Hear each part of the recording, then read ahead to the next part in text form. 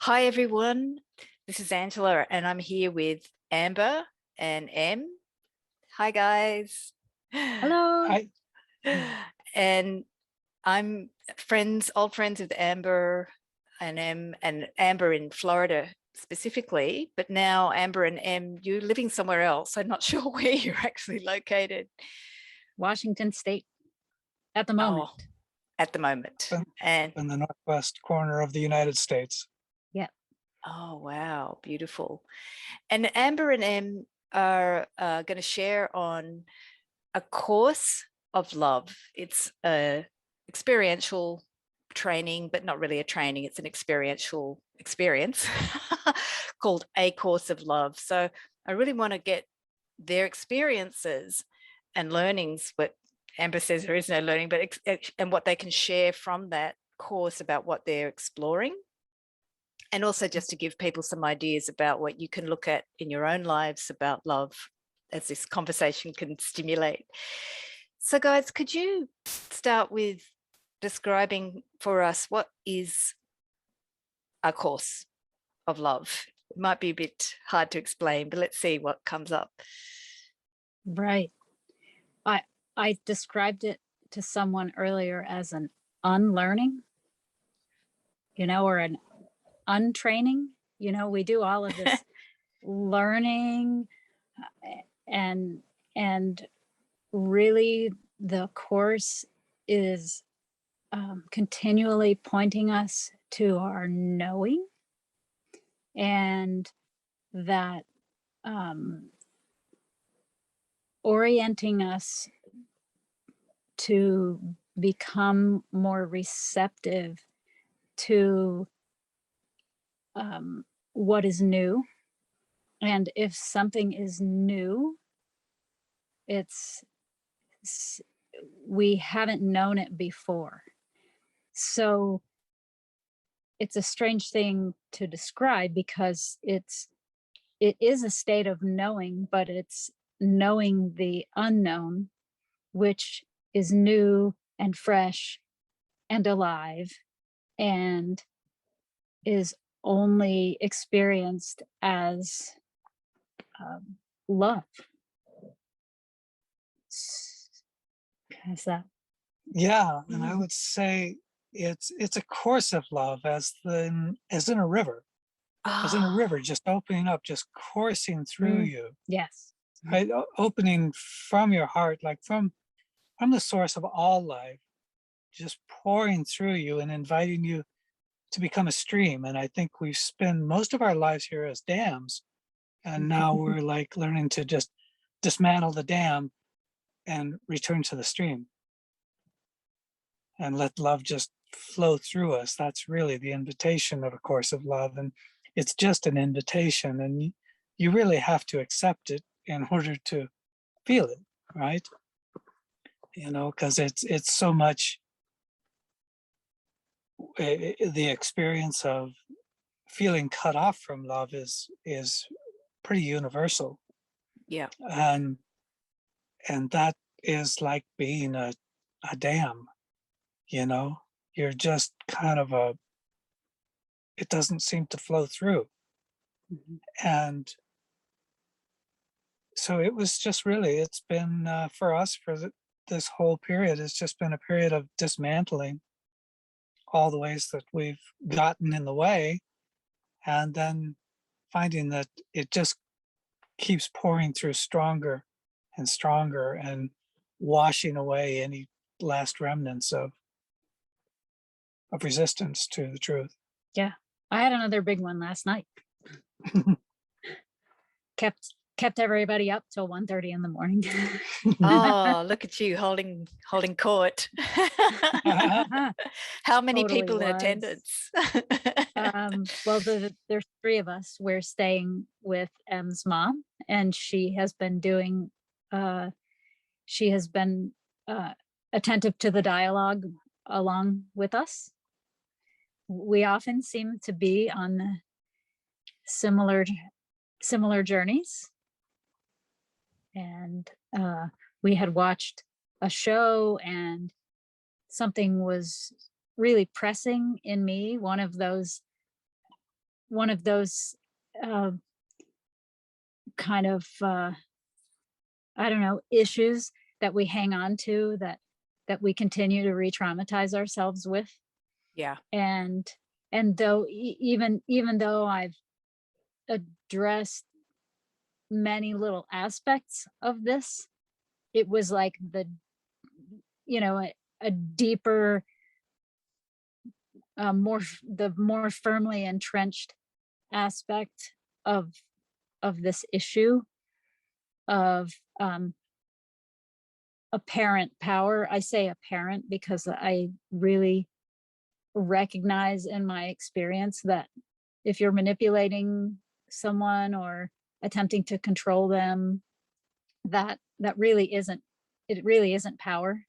So when and a lot of us are also familiar with the feeling of helplessness, in the face of someone who is very skilled at manipulating, and then gaslighting when when you bring it up, when you bring up that it was hurtful, that your experience was hurtful. And so I was really feeling the helplessness of some being having encountered someone like that and experienced the hurt and the pain of um, giving into that, and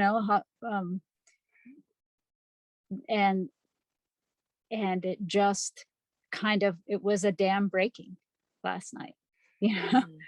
I've had the experience of a lot of these memories of events like that just being gently lifted from me, and just feeling love around the memory, Yeah. replacing the pain without doing work and writing it down and doing breath work and tapping myself all over the place, like without doing, standing on one foot. And there and sometimes those things have helped, right? But Yeah. after a time, like, certain things are so entrenched, and it becomes really frustrating and starts to seem just absurd for me, just speaking for myself. And it was really beautiful to just say, uh, there's this one thing, and I've not been able to meditate through it, or um, breathe or write or anything. None of those tricks, none of the little tricks have helped. And I'm just going to kind of spill it here. And it was like taking the sticks out of the dam, right? These, somehow I was removing these carefully placed ideas that I had. And I can't even really tell you exactly what the ideas were, but because there's a lot of confusion. We Yeah. intentionally make, I mean, if you've ever looked at a beaver dam before, I was they just look thinking of the beavers. they look Yeah. so confusing, like it's just Intricate. chaos, right? Mm. It's so intricate, right? And that's what we do. We fool ourselves, and it's really difficult to unwind, to make our way out of that without making a huge mess, you know, in the process, and knocking a bunch of things down along the way. But it really, I can't speak for what it was like for everyone else, but it felt very peaceful to look at this subject that has been so frustrating for me for such a long time, and where I wanted to feel loving, but really what I was feeling was, vengeful, right? Like I wanted these people to come tumbling down, people like that, people who do things like that. But it also,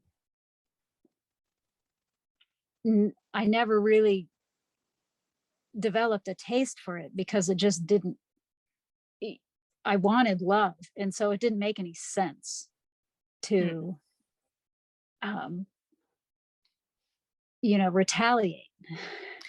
Amber, is that ridiculous, when you're looking at your pattern or habit, is that Yeah. ridiculous feeling? You're looking at it, a part of you underneath the vengeance wants love, but then there's this other part observing yourself going, I'm sick of this, it's ridiculous. Is that what you mean about when you're looking at that wound or whatever that, I don't like to call it a wound, but the pattern? It's basically a pattern inside of yourself.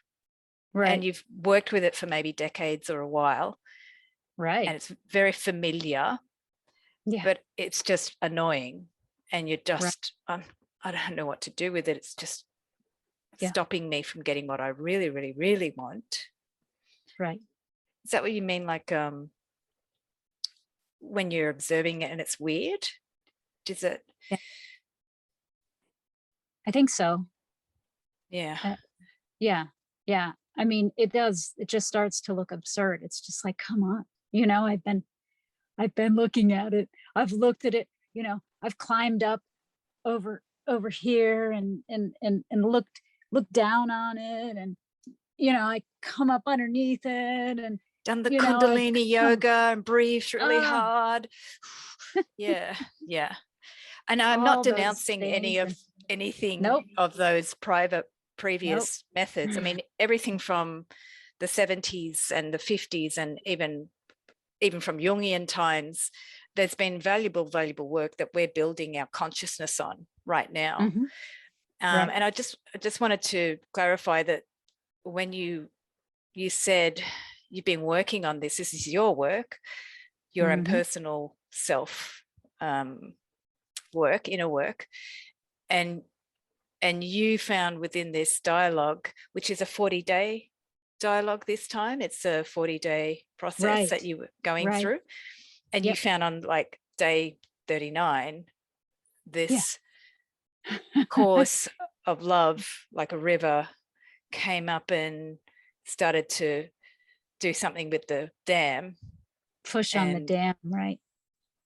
Just at that right timing that allowed you to get what you were looking for. Because I think sometimes I see a lot of people struggling with, say, stubborn things in their life.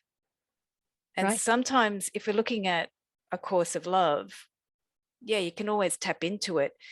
But I wonder, and maybe you can share on this, I wonder if there's actually specific periods of our life and specific people and energies that we find in our life that are necessary to tweak the dam and unravel, do the unlearning of whatever pattern we've created. What have you experienced around the timing in your lives?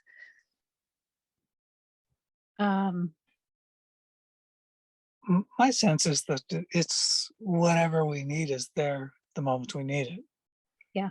And it can seem like the oddest circumstances, but if I just accept that whatever's happening right now, it's here for me to help me heal, that there's some benevolence in it, then I'll generally find myself guided through it in a beneficial and benevolent way.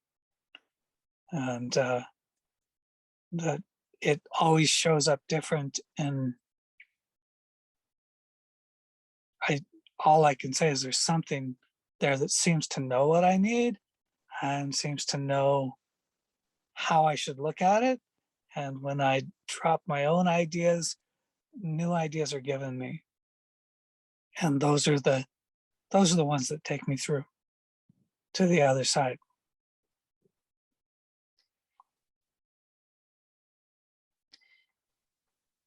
And Amber, when you were looking at the 40 days and this thing came up at the penultimate day, or whatever, the day before the final, what was that like? It's because you're sharing, you're having some process in this by saying, I'm letting go of my ideas of what should be. an opening to something else, anything else, you're open to it. But I'm curious as well how this process happened for you with the unlearning bit, where it's like the river was flowing and the dam was there. And that's also a process that I'm wondering how that operates for us in general. Like, because we may not, in my experience, I'm not always able to go, well, there's something benevolent in this. Right. I might be in my dam going, Yeah. I want to get vengeance or Yeah. think nasty That's thoughts. where I was. That's where I was last night. You know, we were watching the show and I was just like, you know, there's still this thing where I just want to kneecap the guy, you know, like that behaves that way, you know, and it's, for me, that is more frustrating almost than the guy being that way. Because if I want to kneecap the guy, I'm recognizing he, you know, he won, you know, this round, whatever it is, if you're looking at it like a game, which I'm not necessarily, but it's, if I, whether I succumb to the manipulation or whether I'm really angered and want to fight it, well, being angered and wanting to fight it is also being, you know, at the whim of this person, right? And so it actually, it takes me out of relationship with that person. And I have had many experiences where I'm faced with someone who is unpleasant in some way, where I have been able to get present to the relationship that is there, the real relationship, which is new and fresh always, and only informed by love.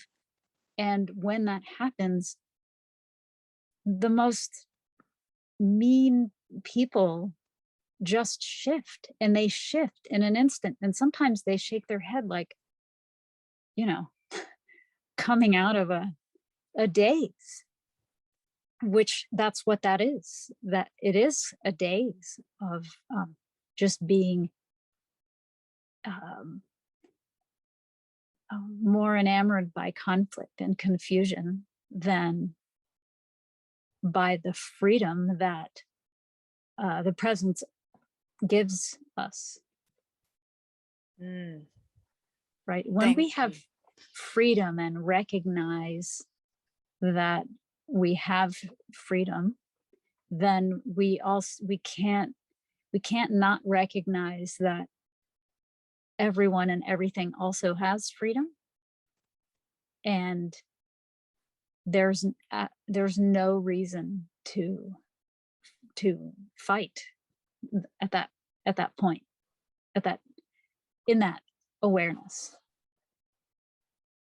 Sorry, I'm missing a beat here. Can you review that? When we have freedom, there's no need to not recognize that everyone else has freedom as well. How can you just? I can't. For me, in the times when I am aware of freedom, in myself, it's automatically given to everyone and everything. And there is the presence of love is there and available to anything that I encounter. Lay my eyes on or think about, or the past 2 years have been really quite an exercise in allowing that to be present, with friends that have decided to, cut off half of their friend group because they believe this thing, and then we have a whole new, um, you know, um, polarizing issue that has dominated the culture, and so a lot of these people have divided their friends group in half again, kicking all these Interesting. people to the curb. And Yeah. so I just, um, I was really sensitive to that. Yeah. And um, it felt very personal, like, well, I recognize from previous encounters with people in the world that when when they when people start um, expelling friends, it's only a matter of time before you're the next friend that gets expelled, right? Yeah. And it was one of those childhood wounds that I had, and so I was really sensitive to it, and didn't want it to happen. But in these last 2 years, I just kept looking at it every time it came up, and just don't have um, that same concern, that my younger self had around That's it. brilliant. I think Yeah. what you're sharing is really key. I'm going to linger on it because if we're looking at separation and division, people need to start exploring what you did Right. in that moment where you experienced freedom and then it transmitted to everyone around you, whether it's a plant or a human or a people on the bus, Yeah. So I'm trying to capture it because it's a really simple but potent experience. It's about that course of Yeah. love, the river Right. coming through. And in the media and places, we're hearing, let's stop being so divided. But that's words and it's Yeah. concept. And Yes. people struggle with going back to the image of the dam and the twigs and that story, the concepts and the intricate web, the story we've created. When you underneath that story, you really, really, really want connection, which most of us do. Yeah. You really want love, but the entangled twigs are making you go, screw you, or whatever to the other people or the government, Right. or whoever. And this is the key. Like in that moment when you're, I don't know, at a truck stop or wherever, and you're having that sense of the inner freedom, can you describe what that feels like in you? Like what process happens? Maybe you've got a memory, like it's actually opening something in you, or it's just happening now for you, because it might be just happening for you automatically and you can't quite explain it. Right. Any attempt to make it happen, or try to, it is a weird thing to try to describe even still, but I think that the Course in Miracles still does the best job that in kind of giving you a guideline for how to get there. And we studied A Course in Miracles for several years before coming to A Course of Love. And there's this phrase that he uses, a little willingness. And I think in in the Bible, it says you only need to have faith the size of a mustard seed. Oh, yeah. And so for me, when I'm struggling, if I'm in a, one of those environments where I clearly don't belong, you know, I find myself, the odd bird in a situation that, I'll start looking for the willingness, and it's like I'm trying too hard. It's such a tiny speck. It is not, like people talk about surrender. You don't have to lay down prone and, expose your belly for it to come to you, right? You don't have to lay down your life for it to come to you. You just, it's almost like if you could just put a question mark in your head, like, well, where is it? It's just this tiny, tiny, tiny little speck of curiosity. And sometimes it's very gentle, and I feel like this buoyancy. And then other times it just explodes inside me as this fierce love, right? And so whatever is required in that moment is given. It isn't something that I, dug deep down inside myself and accessed or something, like, Yeah. The power it isn't in me.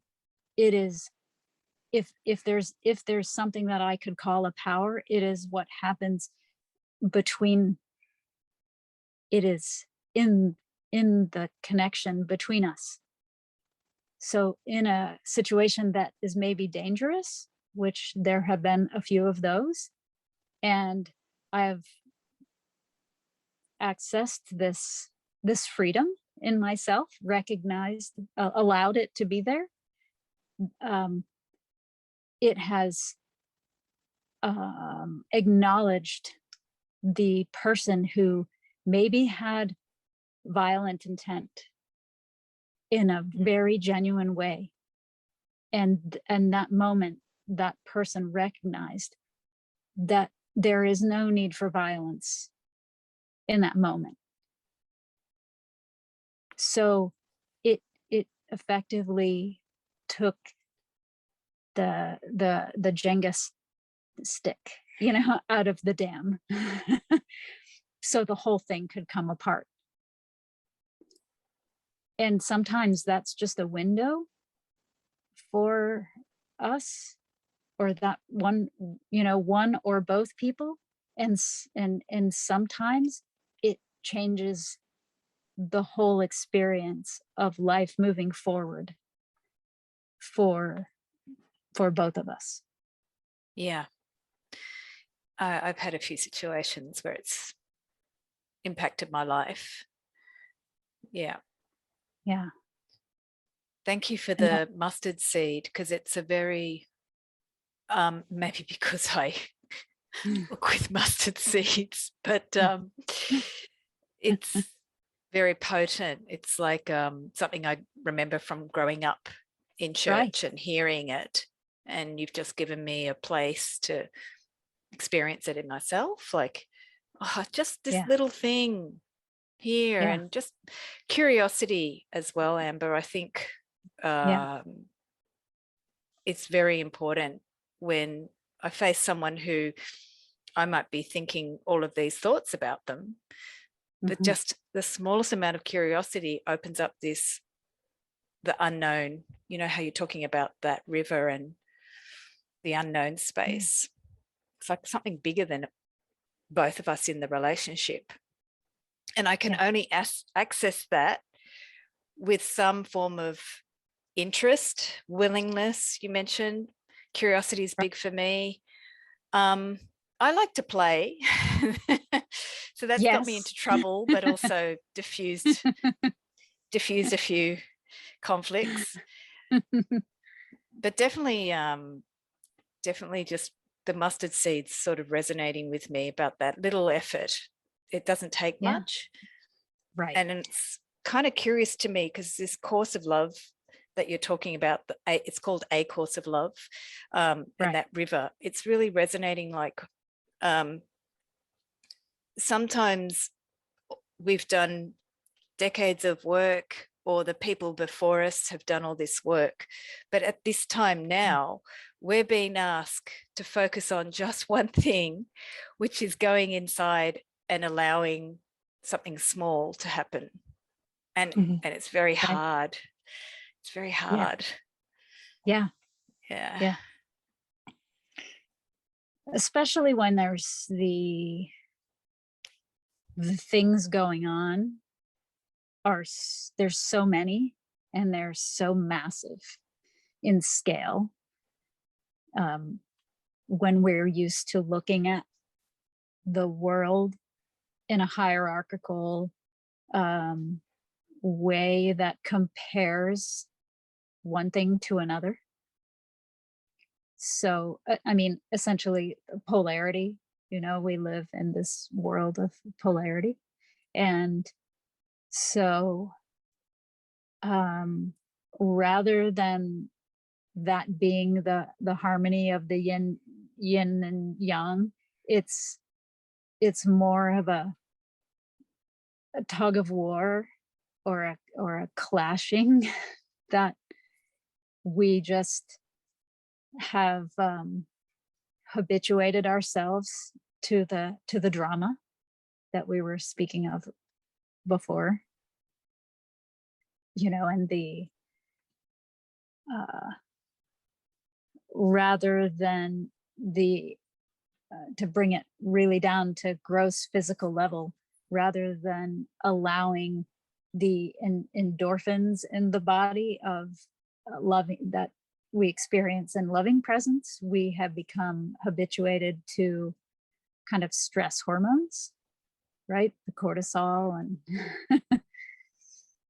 and and also the quick fix. Yeah. Right. And so that isn't it's not lasting. It just, it's like eating sugar all the time, like it lifts you, drops you. And you can only do that for so long before now you're just sleeping all the time and you're exhausted. Right. And do you have insights on like that feeling of what I was saying earlier about we're being asked at this time to do something, like go in and allow ourselves to be open to something, but it's really hard for us? Do you have like other insights? It is really hard for us, because we're used to reaching outside ourselves, to looking outside ourselves, and we're constantly told that everything is outside ourselves, and we need to go get it, and we need to make a plan to get it, and we need to organize, and we need to figure out how the things work, and so we're always like looking at things as something we have to do something to in order to get to what we want. And what's neglected is who we are in the process, right? So we just seem to be a player in some weird game, and we're after some weird goal that even when we get it, we achieve it, we're just like, well, what was that for? Right? It never really satisfies us, because we're like running after our own identity, thinking it's somewhere other than where we are. And so now we're going, wait a minute, I've just been bamboozled. I've been swindled. I've been hustled. This world has like led me to nowhere, and I'm not falling for it anymore. And I think that's where we're coming to. It's just like the only place left to turn is inside. I mean, everything's collapsed. There's not an institution or anything in the world we can point to as like, oh, this really holds some promise for the future. I mean, everything has failed, economics and religion and politics and our whole way of life, our energy systems. Nothing is really working for us. Housing is in a crisis globally. You know, we're in a food crisis, we're in a pandemic, and you'd think in a pandemic we'd all come together and really do some healing. And Oh, no. it's been the exact opposite. It's been more wounding than it's been healing. And so we're very, very lost in the world. There's no answers being offered in the world. And the wonderful opportunity is to turn inside, because that's actually the only place the answers have ever been. And so one thing you could say is that in A Course in Miracles, we're just invited to recognize that, you know, eventually the pain of living in this world just gets to be too much. And that's the guarantee that we're going to return to love, because it's just too painful to be apart from it. It's just too painful to be a dam anymore and hold it back. And you just finally let go to who you are and find your own truth, and your own reality is inside you all the time, you know, just like Dorothy, right? It was just always there. You only had to click your heels. What? You know? What? Yeah. So that's really the course of love. Is it's just reminding us that, look, the answer's already here inside you. You know, we are standing on the shoulders of giants, you know, that have gone before us, and we're standing together in this desire for truth, for peace, for love and understanding. And because we want that so bad, we want it with all our hearts, and the world isn't offering it to us, then we have to go to the only place it's ever been, which is inside, and just open the dam just a little bit. Just maybe it's there. Just take a peek. Yeah. And then it just kind of keeps going. You know, if we just give it a little bit of a look, then there's a glimmer, and we like look a little deeper, and there's a little bit more. And it just keeps drawing us in, because it's what's been calling to us from the beginning of time. It's ancient. Yeah. And never stops calling. Yeah. And it's constant. I love that it's called, that you brought the river analogy in, which it's more than an analogy. It's actually the experience of it. It's like a river. It's just like it just flowing through, just a coursing and Yeah. And I feel that, go on. I was just saying, it's a great strength, right? It's strength and certainty and power that just flows through, and I don't really control it, but I can interfere with it, right? And so it's that non-interference and that little mustard seed of faith that maybe I won't interference with this, because, you know, right now it might be bringing up anger and hatred. It might be bringing up grief and rage. It can bring up all kinds of things, terrible fears. And I just go, well, I'm just going to trust, and I'm going to fearlessly experience this fear. You know, just some part of me is going to have that little mustard seed of fearlessness to look at all this fear and anger that's pouring through me, and just let it come. Because I don't know where it's coming from, and I don't know why it's there, but I'm just going to trust, because there's something with me, you know, something keeps pulling me through on the other side every time I think it's not going to. And can you share, because this thing of this course of love, you mentioned it Yes. brings up anger, hate. It actually brings it up. Is it like a river with all that refuse from the mountain coming down to the ocean? Right. And it's like, here it comes, and there's another one. I'm like, oh my God, it's all coming now. Is that like, yeah, like the sewage pond at the metal refinery just burst into the river. Yeah, that's the one. And, but we judge that, right? When we get angry or hateful or vengeance, we think, oh, yeah, I do anyway. I'm Angela, you bad girl, you're terrible. Go in the corner and hide, and don't come out till you've got rid of that. Like, right. And then we're just adding to it, right? Okay.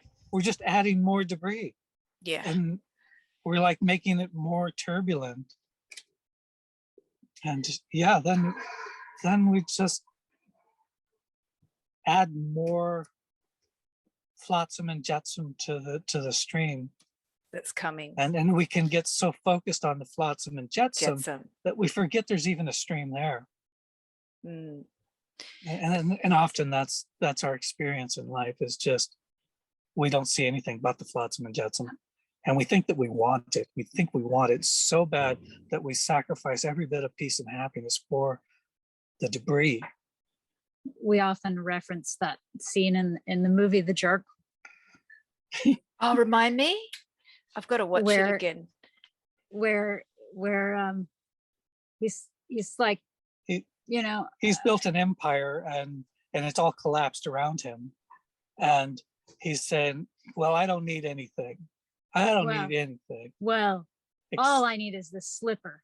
I It's need got slipper, one slipper, one slipper, That's you right. know, and the paddle ball. and the paddle ball, and the remote, And the and the remote remote control. control. I don't need anything else. I don't need anything. Just one slipper, yeah. Just, you know, as things go floating by, you just pick them up, right? If I could just keep this one thing, That's all I which need. is useless if you look at It's it just totally. in relationship, right?